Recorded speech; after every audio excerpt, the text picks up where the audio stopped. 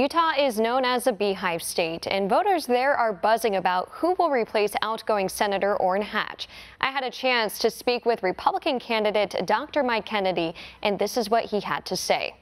First, let me start off by recognizing that you're a doctor, a lawyer, but you paint yourself as a plain old guy. What made you want to run for the Senate?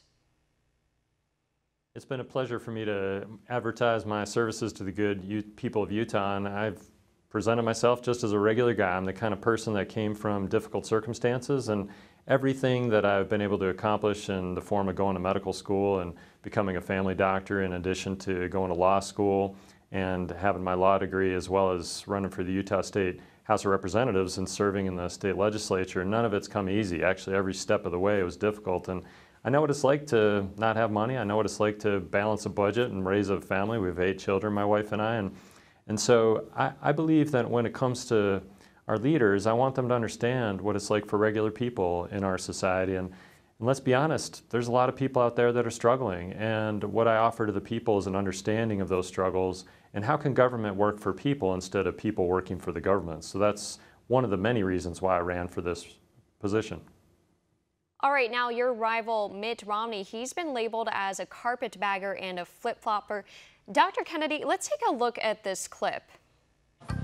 I'm actually going to, I'm not familiar precisely with exactly what I said, but I stand by what I said, whatever it was. I believe that abortion should be safe and legal in this country. I am pro-life. I will defend the sanctity of human life. I will preserve and protect a woman's right to choose. I have consistently been pro-life. Even though you were effectively pro-choice? Now and then the president says I'm the grandfather of Obamacare. I want universal coverage. I want everyone in Massachusetts and in this country to have insurance. Obamacare was bad policy yesterday. It's bad policy today. Obamacare is bad news. Your plan was the basis for Obamacare. Your consultants helped Obama craft Obamacare. There's plenty of evidence that Mr. Trump is a con man, a fake. Being in Donald Trump's magnificent hotel and having his endorsement is a delight. If Donald Trump's plans were ever implemented, the country would sink into prolonged recession. Donald Trump has shown an extraordinary ability to understand how our economy works, to create jobs for the American people. I'm not in favor of new pieces of legislation on guns and taking guns away or making certain guns illegal. I signed an assault weapon ban in Massachusetts as governor. But I believe the world is getting warmer. And number two, I believe that humans contribute to that. And so I think it's important for us to reduce our emissions of pollutants and greenhouse gases. We don't know what's causing climate change on this planet. And the idea of spending trillions and trillions of dollars to try and reduce CO2 emissions is not the right course for us. I have a plan to create 12 million new jobs. Government doesn't create jobs. It's the private sector that creates jobs. Congressmen taking responsibility or taking credit for helping create jobs is like Al Gore taking credit for the internet. You're only allowed a certain number of flips before people begin to doubt your character. So, Dr. Kennedy, I have to ask, which Romney are you running against? Yeah, that's something I ask as well. It's one of those things that I've said on the campaign trail regularly. The main thing that's consistent about his record is it's inconsistent, and it's difficult for me to know, and also I believe for the people of Utah to know, where is he going to stand? And I'm a regular Utahn. I've lived here and worked here and raised my family here, and I have been consistent, and that's something that I offer that I think is really important, is people can and should know who I am, and that I've been consistently pro-life, and I've consistently supported our Second Amendment rights as well as the Constitution in general. At Utah's GOP nominating convention and throughout your campaign, you've compared this race to the biblical story of David versus Goliath. What do you mean by that? Thank you for bringing that up. I think that's really an important analogy for this campaign, and the reality is David, somebody who is fighting for liberty and not interested in his own welfare. We all know the old story. It's been around for a long time. And it's one of those things that David was fighting for liberty. He was not watching out for himself. He was watching out for his people. And in the case of Goliath, he was a fearsome opponent that nobody wanted to take on. And so what I've pointed out is when it comes to who is David in this analogy that I bring out on the campaign trail, I believe it's the good people of Utah who are fighting for their future, fighting for liberty, and watching out for their children, their grandchildren, and their great-grandchildren. They want us to make good decisions today. When it comes to who Goliath is, that's Washington, D.C., a fearsome opponent who continually infringes on our liberty. And where do I stand in that analogy?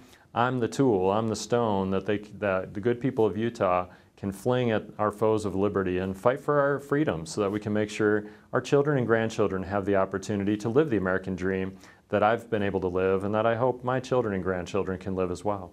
Absolutely. Very interesting analogy, as you pointed out. In April, you beat Romney 51% to 49% among delegates in the Utah Republican Party convention. How do you plan on keeping that momentum going forward ahead of Tuesday's primary? It is a granular campaign, a grassroots campaign. It's one by one by one. What we've done is we've, of course, used the media. We've marketed, we've sent out mailers. But it's been a real privilege as we head into the last few days of this campaign. I'm on the phone routinely talking to regular Utahns and talking to them about what I offer to them. And we also have streetwalker canvassers that are out there door to door talking to the Republican primary voters and convincing them that I'm the right candidate for the job. So it's a consistent effort to reach out one by one by one to make sure that people know that we care about them and we want to make sure that this seat is owned by the people of Utah, not by anybody that's fighting for something that's not specifically Utah person-oriented. Absolutely. You mentioned you want Utah residents to know that you care about them. I want to ask you, what do you think is the biggest issue facing Utah residents right now, and how do you plan on tackling it? I believe, and I've said over and over on the campaign trail, that our deficit is our greatest national security threat that we confront. We cannot continue to spend money the way we are spending money and expect that we will be solvent and secure in the long-term future. And as we all know, that how the federal government goes, that has a direct and strong impact on the state government and on its people. So I'm in favor of making sure that we move the deficit in the right direction. There are many issues for us to work on. I sometimes think of myself as a firefighter walking into a forest fire, and it's almost like which burning tree should I try to put out first. But I do believe our deficit is a major issue that we need to work on, and I believe Donald Trump's already working on that. He's helped us cut taxes, which helps to build our economy. He's working on reducing regulatory burden on our environments and making sure that our businesses are not burdened and our people are not burdened with overdone regulations. And doing those things grows the economy. It helps our deficit work in the right direction. This is going to be a lifetime effort, though. Absolutely. I want to shift focus to immigration. In one of Romney's campaign videos, he claims he welcomes immigrants, saying Washington doesn't feel the same way. Take a listen to this. Utah welcomes legal immigrants from around the world. Washington sends immigrants a message of exclusion. Now, I have to ask, what is your stance on immigration? I'm a first-generation American on my father's side. He's an immigrant, and I'm grateful that my grandfather and father came here and were able to build their American dream. My father's been naturalized, and so he's an American citizen now.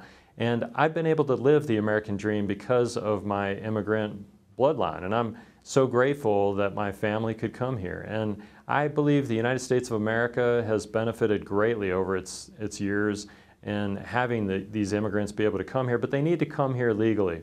And when it comes to our borders, we need to secure our borders. We cannot have porous borders, and I stand with Donald Trump in making sure our borders are secure. And if that includes a wall and other resources, I am deeply invested in making sure whatever it takes that our borders are secure and that those that want to come here legally can come here legally, and that it's easier to come here legally rather than crossing the borders illegally.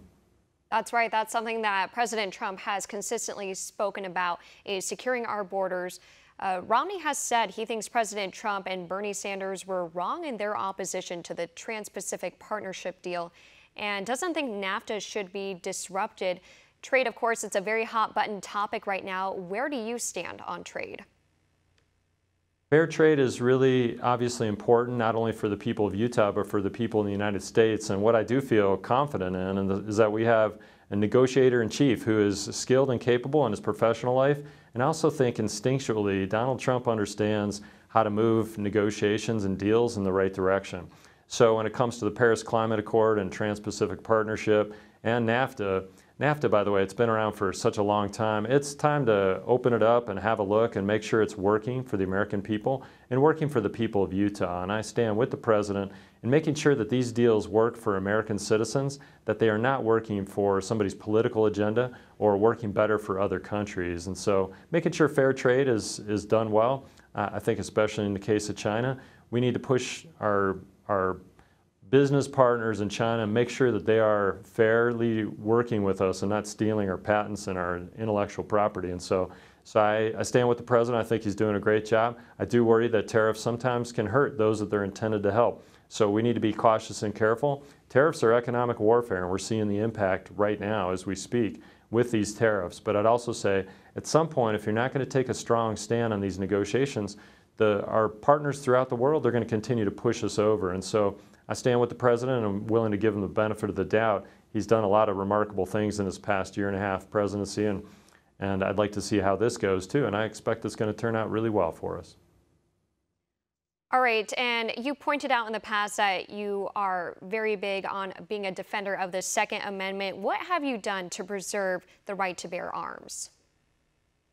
We over and over again in the Utah State House of Representatives have voted in favor of or had bills implicating the Second Amendment, and I have voted in favor of over and over again bills that supported the Second Amendment. One of the particular ones was just when I was elected in 2013, where constitutional carry was supported, and I voted in support of constitutional carry. Our governor vetoed the bill, and I actually voted in favor of a veto override, which sadly the support for the bill dissipated and that bill did not pass. But in addition to that, I'm a concealed carry permit holder. It's time for me to renew, and so I'll have to get around to that after the campaign.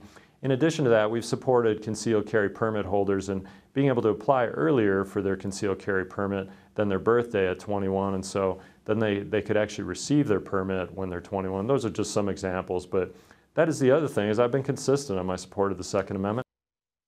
Voters will head to the polls Tuesday to decide who will be the Republican nominee in November's midterm elections. For One American News, I'm Stephanie Myers. Want to see more videos like this? Click on the link below and subscribe to One American News on YouTube, and call your cable provider and kindly demand that One American News is added to your lineup. Call and subscribe today.